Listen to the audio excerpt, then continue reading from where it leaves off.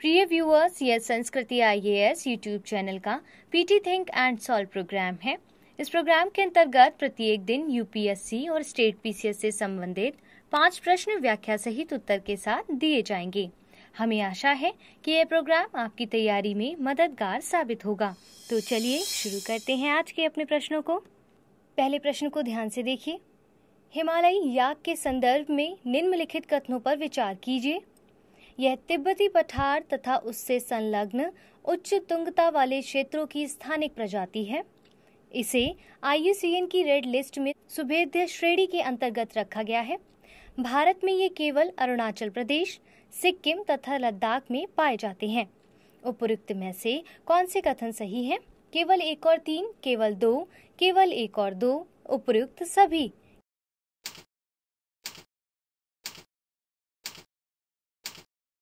क्या होगा इसका सही उत्तर? बताइए। Option C. व्याख्या से इसको समझ लेते हैं।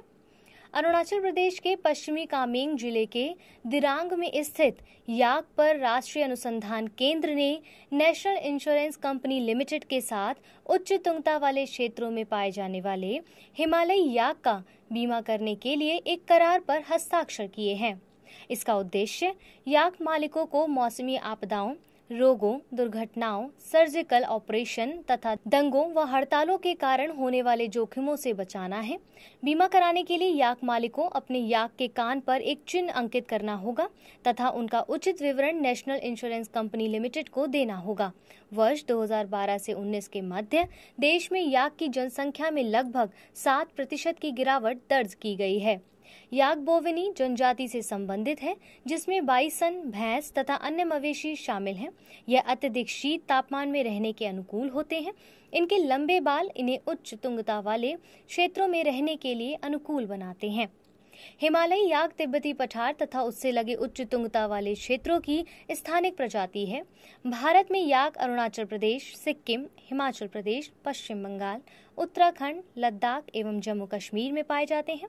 लद्दाख, सिक्किम तथा हिमाचल प्रदेश में मुख्यतः 2 प्रमुख खानाबदोश समुदाय चांगपा एवं डोकपा द्वारा इनका पालन किया जाता है। IUCN की रेड लिस्ट में इसे सुभेद्य श्रेणी के अंतर्गत रखा गया है। याक पर राष्ट्रीय अनुसंधान केंद्र भारत में याक संबंधी अनुसंधान एवं विकास कार्य में संलग्न एक प्रमुख शोध संस्थान है। इसकी स्थापना वर्ष 1989 में भारतीय कृषि अनुसंधान परिषद द्वारा की गई थी।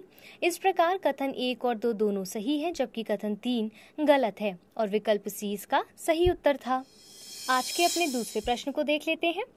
इंडिया इंडस्ट्रियल लैंड बैंक के संदर्भ में निम्नलिखित कथनों पर विचार कीजिए। यह एक पोर्टल है जिस पर औद्योगिक बुनियादी ढांचे से संबंधित सभी सूचनाएं व जानकारी उपलब्ध है। इसे वाणिज्य एवं उद्योग मंत्रालय द्वारा वर्ष 2020 में लॉन्च किया गया था। उपयुक्त में से कौन से कथन सही है? केवल 1, केवल 2, 1 और 2 दोनों, ना तो 1 ना ही 2।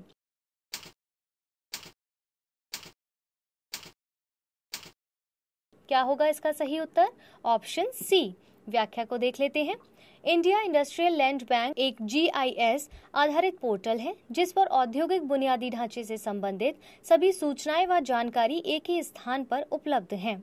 इसमें कनेक्टिविटी, आधारभूत संरचना, प्राकृतिक संसाधनों, क्षेत्र विशेष, रिक्त भूखंडों की प्लॉट स्तरीय जानकारी, कार्यप्रणाली तथा संपर्क विवरण आदि शामिल हैं। IILB के पास वर्तमान में 5.5 लाख हेक्टेयर भूमि क्षेत्र में लगभग 4000 औद्योगिक पार्क उपलब्ध हैं, जो भूमि की तलाश करने वाले दूरस्थ निवेशकों को निर्णय लेने हेतु एक समर्थन प्रणाली के रूप में कार्य कर रहे हैं। इस प्रणाली को 17 राज्यों की उद्योग आधारित GIS व्यवस्था के साथ एकीकृत कर दिया गया है, जिससे इस पोर्टल पर वास्तविक समय के आधार पर जानकारियां प्रदान की जा सकें। दिसंबर 2021 तक इसका अखिल भारतीय स्तर पर एकीकरण कर लिया जाएगा। इसे वाणिज्य एवं उद्योग मंत्रालय द्वारा 2020 में लॉन्च किया गया था। एंड्रॉइड तथा iOS मोबाइल प्रणाली पर उपयोगकर्ताओं को बिना किसी लॉगिन के पोर्टल का उपयोग करने की अनुमति देकर इसे उपयोगकर्ताओं के लिए अधिक अनुकूल बनाया गया है। इस प्रकार कथन 1 और 2 दोनों सही हैं अतः विकल्प सी इसका सही उत्तर होगा। बढ़ते हैं आज के अपने तीसरे प्रश्न की ओर। निम्नलिखित कथनों पर विचार कीजिए। एविसेनिया मरीना मैंग्रोव की दुर्लभ प्रजातियों में से एक है। तथा मैंग्रोव प्रजाति उच्च स्तर की लवणता में रहने के अनुकूल होती है। उपयुक्त में से कौन से कथन सही है? केवल एक, केवल दो, एक और दो दोनों, ना तो एक ना ही दो।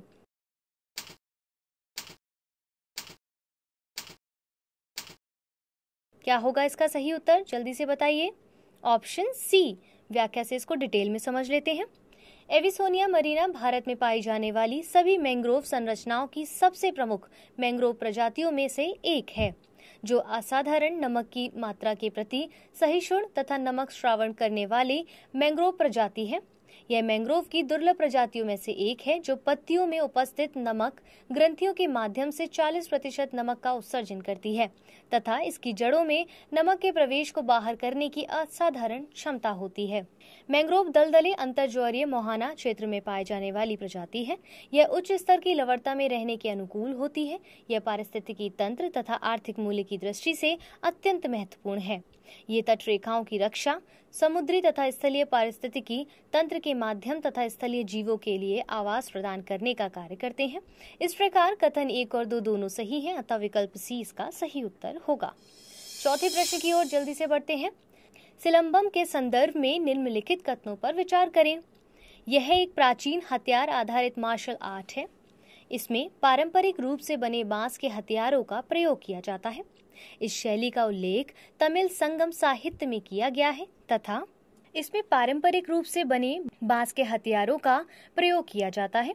इस शैली का उल्लेख तमिल संगम साहित्य में किया गया है तथा यह केरल मार्शल आर्ट कलारीपयट्टू से निकटता से संबंधित है। उपयुक्त में से कौन से कथन सही है? केवल एक और तीन, केवल दो, केवल एक, दो और चार, उपयुक्त सभी।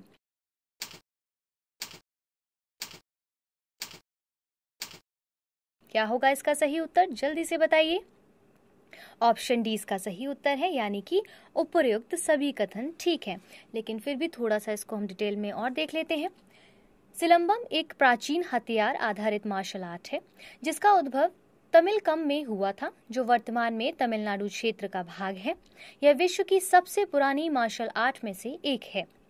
इस शैली का उल्लेख तमिल संगम साहित्य में किया गया है। संगम काल में इसे दक्षिण भारत के चोल, चेर, पांड्य राज्यों द्वारा समर्थन प्रदान किया गया था।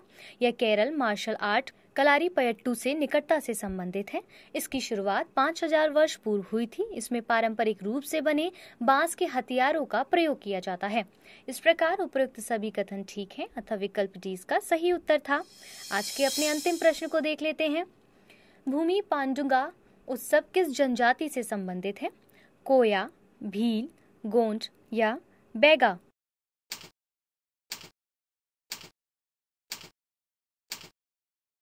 सही उत्तर है ऑप्शन ए। व्याख्या को देख लेते हैं। भूमि पांडुगा प्रत्येक वर्ष कृषि कार्य के आरंभ के अवसर पर मनाया जाने वाला त्योहार है, जिसे आंध्र प्रदेश में कोया जनजाति द्वारा मनाया जाता है। इस त्योहार के हिस्से के रूप में पुरुषों के लिए शिकार करना अनिवार्य है। गोदावरी नदी पर पोलावरम सिंचाई परियोजना से इनके निवास स्थानों के लिए खतरा उत्पन्न हो रहा है। इसके कारण सरकार इन्हें स्थानांतरित करने की तैयारी कर रही है। गोदावरी नदी के पश्च जल में वृद्धि से इनके गांव के जलमग्न होने के कारण पूर्वी गोदावरी जिले की कोया जनजाति को उनके पैतृक आवास से निष्क्रमित कर दिया जाएगा। इस प्रकार कथन एक इसका सही उत्तर था।